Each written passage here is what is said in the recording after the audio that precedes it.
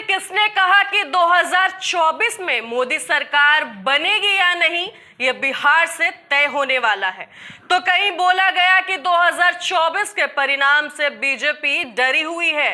साथ ही आपको बताएंगे कि क्यों हो रही है बातें कि 2024 में फिर बिहार से निकलेगा दिल्ली दरबार का रास्ता।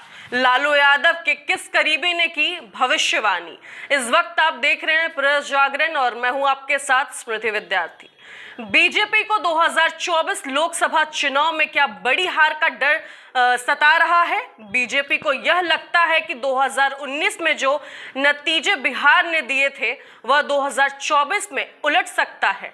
क्या बीजेपी यहां एकमात्र सीट पर सिमट सकती है और क्या केंद्रीय गृह मंत्री अमित शाह ने नवादा रैली में संबोधन करते हुए बिहार का अपमान किया।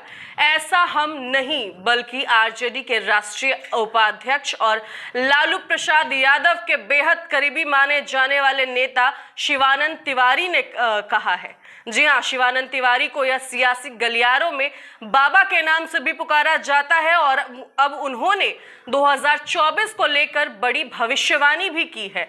अमित शाह की नवादा में हुई रैली पर आरजेडी ने पलटवार किया है। साथ ही राष्ट्रीय जनता दल के वरिष्ठ नेता शिवानंद तिवारी ने कहा कि लोकसभा के अगले चुनाव में बिहार में पिछले चुनाव के नतीजे के उलट जाने की संभावना से बीजेपी काफी डरी हुई है।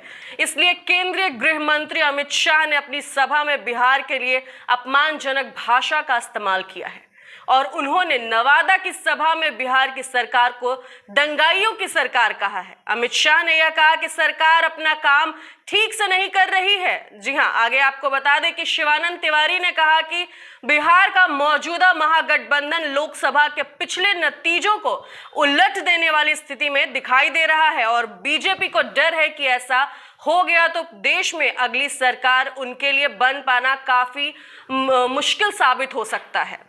जी हां, वहीं शिवानंद तिवारी ने यह भी कहा कि नवादा में अमित शाह की भाषा पर इसी डर का प्रभाव दिखा। तो वहीं आरजेडी नेता ने कहा कि देश के गृह मंत्री ने बिहार के हालात की जानकारी के लिए मुख्यमंत्री से बात नहीं की और बल्कि राज्यपाल से हालत का जायजा लिया गया। आगे शिवानंद तिवारी ने कहा कि गृह मंत्री अमित शाह यह भूल गए कि बिहार में भी एक सरकार है और हमारे देश में शासन का संघीय ढांचा है। संविधान में केंद्र और राज्य सरकार के अधिकारों की स्पष्ट सूची बनी हुई है और उनको याद रखना चाहिए कि जैसे दिल्ली में मोदी जी की सरकार है उसी प्रकार बिहार में नीतीश जी की सरकार है। साथ ही आपको बताते हैं कि क्या 2024 के संभावित चुनावी परिणाम से डरी हुई है बीजेपी। तो आपको बता दें कि यह शिवानंद तिवारी ने कहा है कि दरअसल बीजेपी बिहार को लेकर काफी डरी हुई है और वह 2015 भूल नहीं पा रही है।